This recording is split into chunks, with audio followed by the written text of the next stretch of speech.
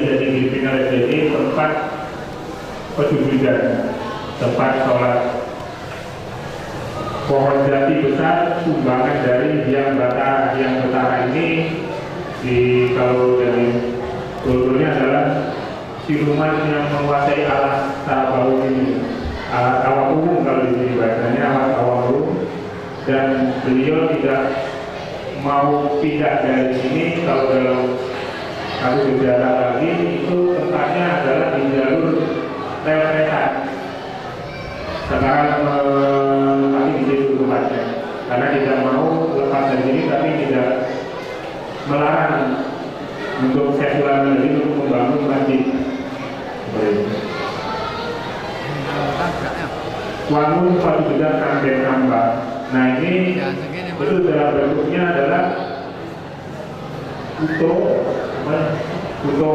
keliling, dan tengahnya itu bentuknya kayak balai panjang yang dikelilingi.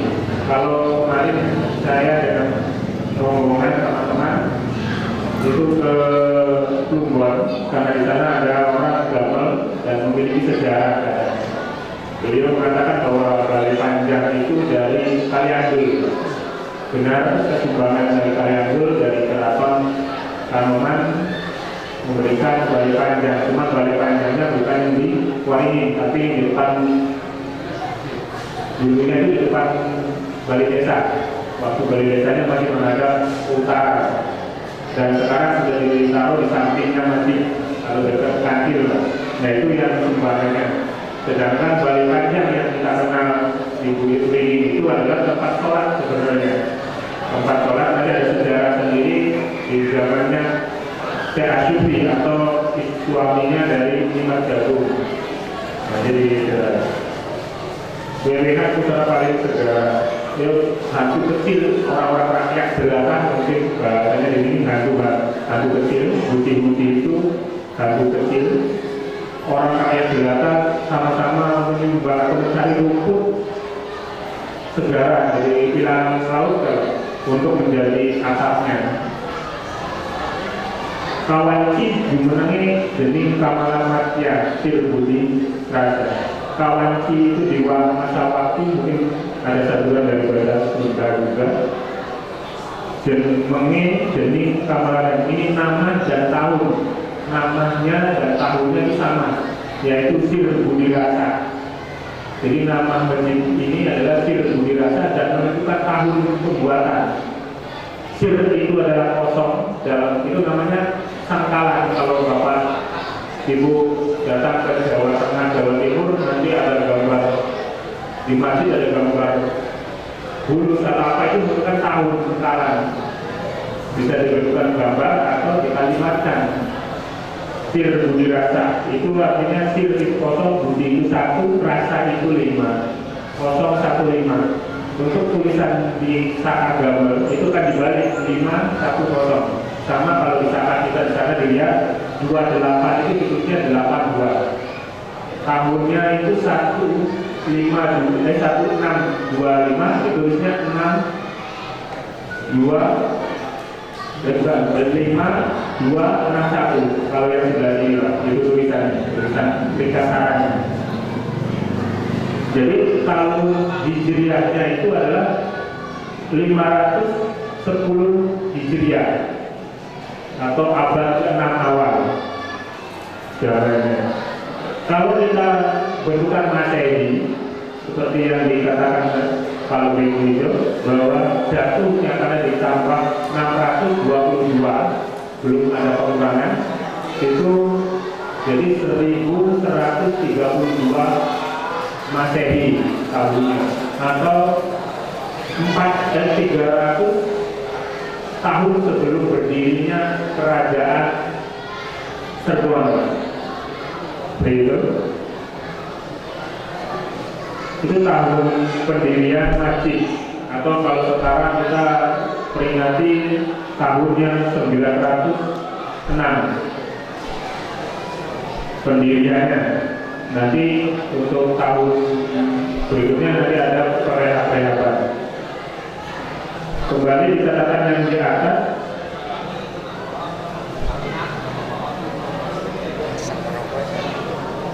Di sana dibacakan ada suara Brahmasta suci. Ini kalau bisa diartikan tahun ataupun diartikan maknanya itu pintu awal terbuka untuk datangnya 98 orang suci atau syekh suci atau kita kenal dengan wali dari Syekh Sulaiman Baghdadi. Ini dianggap sebagai pembuka atau pintu awalnya nanti datangnya para wali ke tanah Jawa. Jadi beda tahunnya itu 300 tahun dengan para wali. Nalar Tawawu, alat atau hutan Tawawu, manggoni keliling warna. Manggonnya Syekh Sulaiman Baghdadi itu ada di Pringin-Lungkan. Pringin-Lungkan itu sekarang kita kenal bahwa di Pringin yang sebelah paling timur, itu Pringin yang paling tua. Nanti ada kenapa jadinya pohon Pringin dan jadi tertutup. Dan kenapa kita terkenal menjadi orang Hindu. Nanti ada pembahasan. Ngasapin tapi panggungi. Bagian setiap walwat, setiap menyepi itu tidak jauh dari tempatnya pertama datang. Berarti di Gunung Jati, Pak. Karena Gunung Semar dan Gunung Jati berdekatan. Mangguni cipta mendiang, yaitu atau berwalwat menyatakan diri dengan Tuhannya. Dasar makhluk sandrama lingkungan. Cahaya jasadnya itu seperti bulan purnama bercahaya. Sambuat jalma anak suwari. Akhirnya banyak orang tertarik dan penasaran datang untuk akhirnya ngasuwari itu air atau ilmu, menuntut ilmu kepada beliau secara baru agama murid atau syariat Islam menjadi pegangan hidup kawasan Sandian Semar itu sejarah awal datangnya buyut gamel atau eyang gamel yang datang ke ini. Setelah Syekh Sulaiman Baghdadi diwariskan oleh Syekh Zainal Jaluli atau Syekh Nurjati I. Jadi setelah wafatnya Syekh Sulaiman Baghdadi digantikan anaknya yang bernama Syekh Jaluli, Syekh Nurjati I. Sejarahnya itu tidak terlalu karena hanya meneruskan kita mengajarkan. Akhirnya yang kedua Syekh Zainal Julkasir atau Julakir. Ada Julakir dalam dua kitab itu sama, cuma ada salah satunya adalah Julkasir, salah satunya adalah Julakir. Mungkin penulisannya salah di sana, yang berbeda yang mana tadi saya ambil adalah Julkasir. Yang kita kenal dengan Syekh Akidofi atau Syekh Nurjati I atau Syekh Hindu Haji I. Kenapa kita gambar itu disebutnya Syekh Hindu Haji? Karena kalau kita Hindu itu agama Hindu, bukan agama dari kalimat Hindu Haji. Tapi kalau kita tulis bahasa pakai bahasa Jawa, tulisannya tapi Hindu Haji. Karena tulisan di tengah itu tidak boleh pakai huruf, tidak boleh tulisan I, tapi pakai di. Jadi Hindu Haji. Tapi kalau kita baca sebagai Hindu Haji, itu akan memberikan arti itu karena jelas. Syekh itu orang yang ulama atau orang yang mengerti agama Islam. Hindu itu adalah sama kalau kata bahasa orang Indonesia Hindu atau ibu atau orang yang mengasuh atau memberi ajaran. Aji itu artinya bukan haji ya, tapi aji itu adalah sultan atau raja, orang tinggi. Jadi ulama yang mengajarkan para raja itu artinya Hindu Haji itu. Cuman karena masa Belanda ubah sehingga tidak dilarang Hindu Hajinya dikuatkan, Hindunya diperbolehkan bahwa orang gamel Sarabau atau Telatak Sarabau itu adalah orang Hindu karena basis paling kuat adalah gamel. Tempatnya ini masih pelajaran agama. Setelah Zainal Julkasir wafat digantikan dengan Zainal Yahudi atau kita kenal dengan Syekh Kafi atau kita kenal dengan Syekh Dadul Kafi atau Syekh Nurjati III atau Syekh Hindu Haji kedua. Jadi buyut gamal dari buyut gamal yang kedua sampai nanti buyut gamal yang ketujuh atau mungkin sampai yang ke 9 itu gelarnya sama, Syekh Hindu Haji semua. Jadi kalau Syekh Hindu Haji, yang tanya Syekh Hindu Haji yang berapa? Karena Syekh Hindu Haji itu gelar untuk buyut gamal ketiga sampai ke 9. Tapi kalau Syekh Nurjati dari buyut gamal ke 1 sampai ke 5, bukan 5, tapi ke 4, jadi cuma 2 orang yang gelar Syekh Nurjati.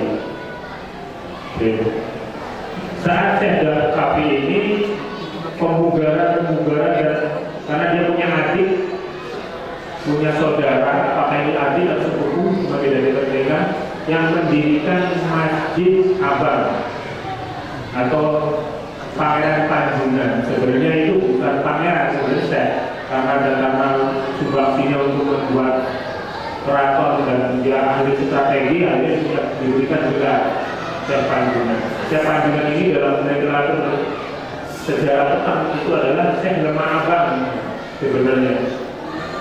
Jadi kalau saya didengar waktu di Jawa itu kesat itu tidak, karena Syekh Lemah Abang atau Syekh didengar itu pulang ke Cirebon untuk menatap di Cirebon.